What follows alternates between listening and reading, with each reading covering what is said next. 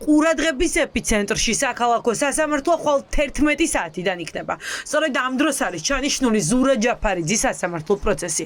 უკვე ცნობილია, რომ ჯაფარიძე მთავარი პროკურორის გარეშე დარჩენილ პროკურატურას მტკიცებულებებს უდაოდ გაუხდის, რაც იმას ნიშნავს, რომ დიდი ალბათობით ხვალ მოსამართლე ჯვებენაჭყებია იქნება ის მსაჯული, რომელსაც პრეცედენტული გადაწყვეტილების გამოცხადება მოუწევს. ზურაბ ჯაფარიძესაც აქვს მოლოდინი, რომ სასამართლო გამოიტანს სწორედ იმ გადაწყვეტილებას და სწორედ იმ სასჯელს, რომელიც ქართულ ოცნებას აქვს ჩაფიქრებული. ამიტომ ჩვენ არ ვიცით მათ თავში რა დევს. ისინი განსაზღვრავენ საპატიმრო სასჯელს 1 წლის თავისუფლების აღკვეთას თუ ჯარიმას, თუ 9 წლის თავისუფლების აღკვეთას. ჩვენ უბრალოდ გვსურს, რომ მოვუწოდოთ კიდევ ერთხელ, რომ თუ ვინმეს შერჩა სამართლიანობის განცდა მიიღოს სწორი გადაწყვეტილება. ყველა საქმესთან მიმართებით გვაქვს ის მოცემულობა, რომ ჩვენ ვითხოვთ გამამყუნებელ განაჩენს. რაც შეეხება უშუალოდ სასჯელს, მოცემულ შემთხვევაში ეს მთლიანად სასამართლოს გადასაწყვეტი საკითხი და ამ კუთხით ჩვენ ვერაფერ განმარტებას ვერ გავაკეთებთ. ჯაფარიძის გარდა კომისიაზე გამოუცხადებლობის გამო პოლიტიკურ ვერდიქტს პოლიტიკოსების ნაწილი ციხეში, ნაწილი კი ციხის გარეთელის. დღეს წულკიანის კომისიის სამდივნოს თანამშრომელმა სასამართლოს მეშვიდედ მოუყვა, რომ წულკიანის დავალება პირნათლად შეასრულა. მოკლე ტექსტური შეტყობინება ქართული ოცნების მიერ დასაკითხად შერჩეულ ყველა ადამიანს გაუგზავნა. ამჯერად ასეთი გიორგი ვაშაძე აღმოჩნდა. სხდომაზე მოყვანილი მოწმის გამოკითხვით დადასტურდა, რომ კომისია არ მოქმედებს არც პარლამენტის რეგლამენტის, არც საქართველოს კონსტიტუციის და არც ამ კომისიის შესაბამისად. თქვენ პირადად შეესწარით კომისიის წევრების მსჯელობას გიორგი ვაშაძის ამ კონკრეტულ შემთხვევაში არა. კომისია მიიღო თუ არა გადაწყვეტილება გიორგი ვაშაძესთან დაკავშირებით, თქვენ ამაზე მსჯელობთ ქალბატონი თია წულკიანის ხელმოწერილი დოკუმენტი. მე დამევალა კომისიისგან და შესაბამისად უშუალოდ ვისგან? ამ კონკრეტულ შემთხვევაში სამწუხაროდ ვერ ვიხსენებ. მათ გადაწყვეტილება როდის და რა მიიღეს ეს თქვენთვის უცნობია. ხო ის კონკრეტულად ხო.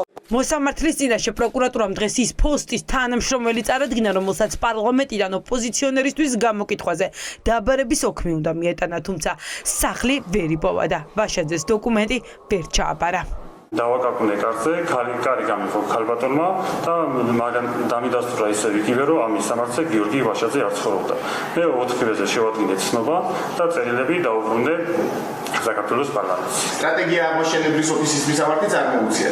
პრობლემა პარტიაში არანაირი მისამართი არ მოუწია. ეს საერთის ქუჩა თქვენ რო გითხრეს, თქვენ პარლამენტში დააბრუნეთ ეს ინფორმაცია, რომ საერთის ქუჩაზე მითხრეს. თორემ უბრალოდ ნომერი არ ვიცი და ამის შემდგომ არაფერი აღარ ყოფილა პარლამენტისგან. ხო სწორია? დიახ.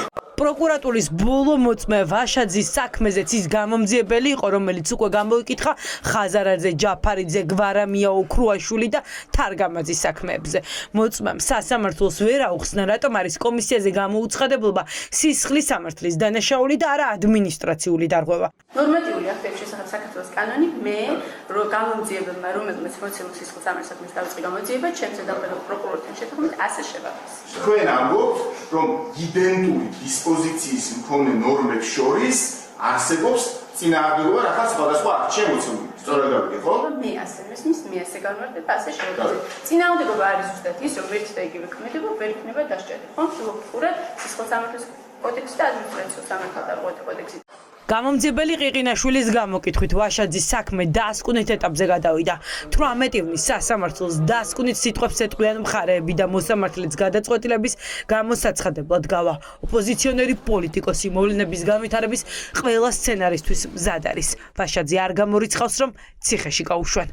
ეს არის რაღაც ბირჟა, რომელსაც არ გააჩნია არანაირი წესი და თავისი ახირების და პოლიტიკური შურის და ბოღმის გამო შეუძლია დაასმინოს ტყუილზე ადამიანები და გაუშვას ციხეში. პარლამენტის წარმომადგენელი იყო მოსული და რა დადასტურდა, რომ წულუკიანს ეშინია თვითონ მოსვლა და უშვებს ადამიანს, რომელმაც შინაარსიც კი არ იცის საქმესთან დაკავშირებით. და რაც თავარია მოსამართლე და პროკურორი მთავარი ვისიცავენ პარლამენტის წევრებს, წულუკიანს, ხვებს, რომ მათი შიშები ჩაახშონონ. თორე აქ წულუკიანი უნდა იყოს, ახლა ამ ყველაფერს. წულკიანის კომისიაზე გამოუცხადებლობის გამო ახლა რუსთავის ციხეში ნიკა მელია, ნიკა გვარამია, ზურა ჯაფარიძე და ირაკლი ოქრუაშვილის ხედან. გირაოს ქვეშ არიან მამუკა ხაზარაძე, ბადრი ჯაფარიძე, გიორგი ვაშაძე და გივი თარგამაძე. ხვალ ჯაფარიძის განაჩენის შემდეგ გაცხადება, რას უმზადებს ოპონენტებს ხალხის მიერ ოლიგარქად აღიარებული ბიძინა ივანიშვილი.